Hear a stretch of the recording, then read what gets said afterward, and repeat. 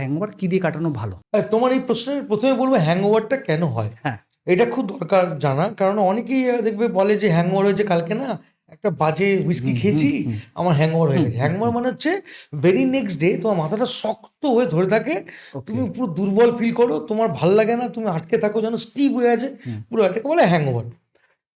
এটা কেন হয় জানো? খুব সহজ একটা উপায় বলে দিচ্ছি, ভুলভাল কথা বলে লাভ নেই, অরিজিনালি কথা বলছি, যেটা জেনুইন।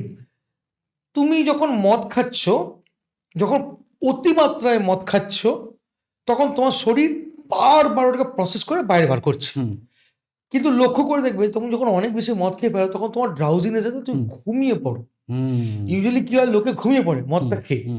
দেখো তুমি যতক্ষণ জেগে থাকছো ততক্ষণ কিন্তু মদ মানে শরীর বলছে যে যা বাথরুম করে যা ইয়ে ঘাম বার কর, মানে বডি কাজ করছে, প্রসেস করছে। এবার তুমি যেই মদটা খেয়ে শুয়ে পড়লে, এবার কিন্তু বডি আর কাজ করতে পারছে না, তোমার শরীর থেকে কিন্তু মদ আর বেরোচ্ছে না, বডি তোমাকে সিগন্যাল দিতে পারছে না যে বাথরুম করে আয়, বা তোমাকে কিন্তু বডি বলতে পারছে না, তো ও কিন্তু জমে যাচ্ছে পুরো ব্যাপারটা। এবার তুমি যখন সকালবেলা উঠলে, তখন বডি আবার অ্যাক্টিভ হয়ে গেছে, তোমাকে ওই মুহূর্তে বাথরুম করতে বলছে, কারণ বডি তো আর প্রসেস করতে পারেনি পুরো হোল ড্রিঙ্কটাকে, তোমার শরীরে রয়ে গেছিল, এই কারণে তোমার হ্যাংওভারটা হয়। এবার হ্যাংওভার কাটানোর সবচেয়ে সহজ উপায় তোমাকে আমি বলে দিচ্ছি। সহজ উপায় হচ্ছে কম পান করা, এটা হচ্ছে সবচেয়ে ভালো উপায়। এখন যদি কম পান করো তবেই হ্যাংওভার হবে না।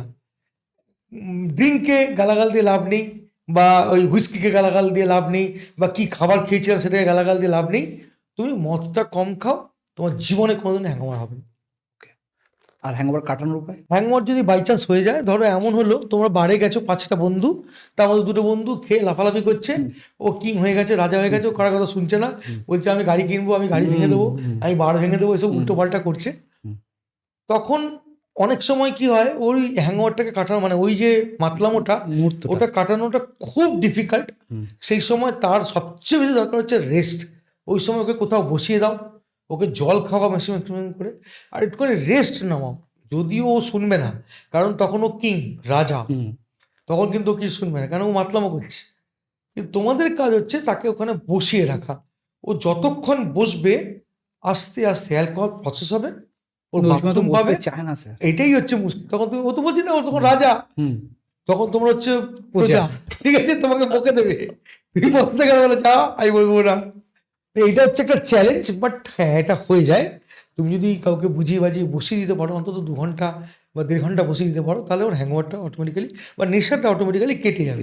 অনেকে বলে কফি খাইয়ে দাও, লেবুর রস খাইয়ে দাও, একদম বাজে কথা। তুমি একবার চিন্তা ভাবনা করে দেখো, কফি বা লেবুর রসটা কখন শরীরে ঢুকলো?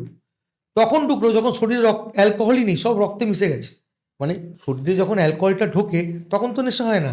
যখন তুমি খাচ্ছ অনেকটা অ্যালকোহল, তখন শরীরে যখন ঢুকে যাচ্ছে, তখন রক্তে ঢুকে গেছে অ্যালকোহল। এখন তুমি যদি লেবুর রস খাও, কফি খাও, তাহলে তো পাকস্থলী থেকে পড়ে রইল, ওখানে তো আর অ্যালকোহল নেই, ওই অ্যালকোহল তো পুরো ব্লাডে মিশে গেছে। আর ব্লাডে তো তোমার লেবুর রস আর যাবে না, কফি যাবে না, কারণ ওটা তো মেটাবলাইজে বেরিয়ে যাবে তোমার বডি থেকে, ব্লাডে গেলে তুমি মরেই যাবে, অ্যালকোহল ঢুকে গেছে ব্লাডে।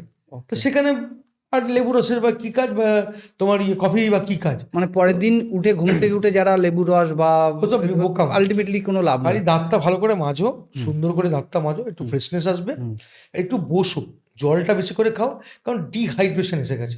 ডিহাইড্রেশনটার থেকেই মোস্টলি হ্যাংওভারটা হয়, মানে তোমার শরীর থেকে ম্যাক্সিমাম জলটা বেরিয়ে গেছে, সেই কারণে তোমার হ্যাংওভারটা হয়েছে। সম্পূর্ণ পডকাস্টটি দেখতে অবশ্যই ভিজিট করুন রিপন টক্স ইউটিউব চ্যানেলে।